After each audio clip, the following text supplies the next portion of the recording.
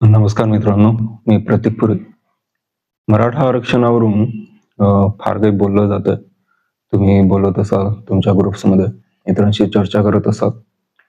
बाहेरही बरेच लोक बोलत आहेत आणि अलीकडे जे जरांगे पाटलांचं आंदोलन झालं त्याचं फलित काय? म्हणजे फडणवीस सरकारने नेमकं त्यांना काय आश्वासन दिलं ते बरोबर आहे की नाही, चुकीचं आहे की नाही, याविषयी मोठ्या प्रमाणात वादविवाद होत आहेत. गॅझेटियर, हैदराबाद गॅझेटियरच्या निर्णयानुसार मराठ्यांना कुणबी म्हणून आरक्षण द्यावं आणि ओबीसी मधून त्यांना आरक्षण मिळावं असा आग्रह पाटलांनी केला होता, जरांगे पाटलांनी. आता हे साऱ्या गोष्टी बरोबर आहे. प्रत्येक समाजाचा विकास व्हायलाच हवा. आपलं कल्याणकारी राज्य आहे. त्यामुळे फक्त मराठाच नाही, कोणताही समाज असो, अगदी ब्राह्मण समाज असो, मुस्लिम म्हणजे बाकीचे धर्माचे लोक असो, प्रत्येकाची प्रगती व्हायला पाहिजे. ते सरकारचं काम आहे. पण समाज म्हणून आपलं देखील काही एक काम असतं. मला वाटतं की मराठा आंदोलनात हे थोडं मागे पडत चाललंय. काही लोकांची वक्तव्य अशा प्रकारची आहे की ज्याच्यामुळे बोलावं असं वाटतं की हे बरोबर नाहीये. घोड्यांच्या शर्यतीत गाढव पुढे आहेत, असं एक वक्तव्य होतं.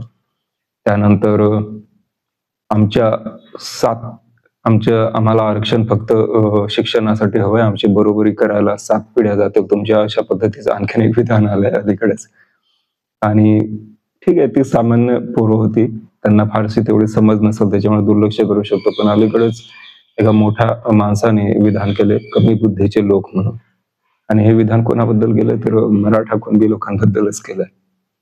विश्वास पाटील, पानिपतकार, त्याच्यानंतर पांगेरा, झाडाझाडती, अशा अनेक सुंदर कादंबऱ्या त्यांनी लिहिल्यात. शिवाजी महाराजांवर अतिशय सुंदर लिखाण केलंय त्यांनी. हिंदी, मराठीमध्ये अनेक भाषांमध्ये ते प्रकाशित झालं. ते सध्या मराठीसाठी, महाराष्ट्रासाठी साहित्य अकादमीचे अध्यक्ष देखील आहेत. इतक्या मोठ्या पदावर सरकारी अधिकारी होते ते, IAS लेव्हलचे. इतक्या मोठ्या पदावरच्या माणसाने कमी बुद्धीचे लोक असा उल्लेख इतरांचा करावा, ज्यांना मराठा कुणबी सर्टिफिकेट मिळालं आहे, प्रमाणपत्र मिळालं आहे, त्यांना ते मिळालं म्हणून ते कमी बुद्धीचे लोक आमचे अधिकारी झालेत, असा उल्लेख त्यांनी प्रशांत कदम यांच्याशी बोलताना, युट्यूब चॅनल आहे प्रशांत कदम यांचं, त्यावर त्यांनी केलेलं आहे. तुम्ही ते बघू शकता. प्रशांत कदम, विश्वास पाटील, युट्यूब चॅनल. ठीक आहे. मी जे पुन्हा पुन्हा सांगतो की मराठ्यांच्या भल्याचं व्हावं, कल्याण व्हावं, त्यांची प्रगती व्हावी, ती आरक्षणातून व्हावी किंवा इतर कोणत्या मार्गाने व्हावी, यात कोणाचंही मतभेद असण्याचं काहीही कारण नाही. प्रत्येकाची प्रगती व्हायलाच हवी, म्हणजे ती राज्याची प्रगती होत असते आणि देशाची प्रगती होत असते.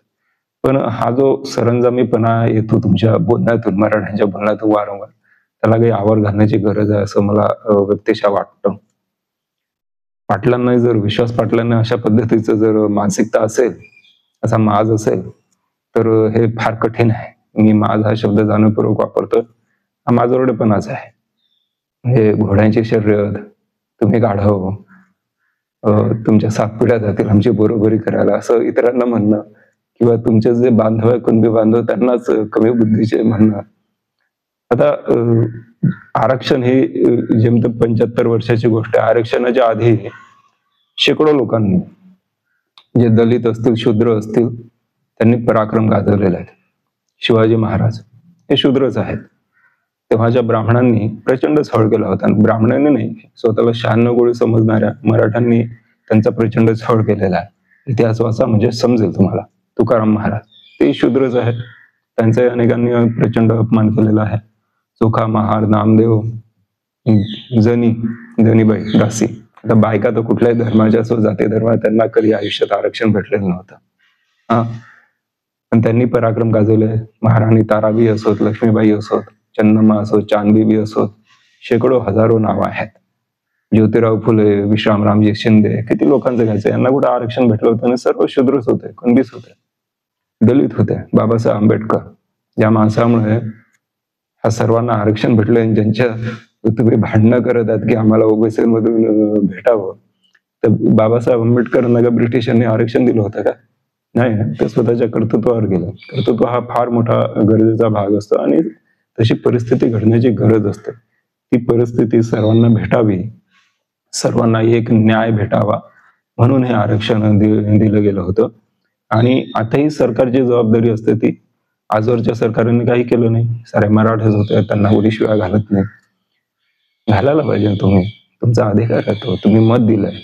तुमचं कल्याण करण्याची जबाबदारी होती त्यांची. मग सरकार कोणाचं असो, काँग्रेसचं असो, भाजपचं असो, शिवसेनेचं असो, त्याचा काही फरक पडत नाही. ते केलं नाही. आताही तेच होत आहे. तर हे तुम्ही आधी तुमची मानसिकता बदला, अशी माझी नम्र विनंती आहे. तुमचा विकास होणं गरजेचं आहे. तो होईलही कदाचित. पण उद्या तो झाल्यानंतर जर अशीच मानसिकता असेल, की तुम्ही कनिष्ठ, तुम्ही नीच, तुम्ही खालच्या जातीतले आणि आम्हीच तेवढे श्रेष्ठ वगैरे, हे चालणार नाही. हे सामाजिक सलोख्यासाठी चांगलं नाही. आपल्या देशाच्या, राज्याच्या कोणासाठीच चांगलं नाही. कोणत्याही समाजामध्ये बंधुभाव राहायला पाहिजे. त्याच्यामुळे जबाबदार लोकांनी जरा जबाबदारीने विधानं करावी, नाहीतर त्याचा उलटा अर्थ घेतला जातो. आणि जे हे चुकून जर कोणी ऐकत असेल तर त्यांनी जरा व्यवस्थित विचार करावा. मी काय कोणाच्या विरोधात अजिबातच नाहीये. जे चुकीचं असतं मी फक्त त्याच्याच विरोधात बोलत असतो. तुम्ही सुज्ञ आहात, तुम्ही विचार करा. धन्यवाद.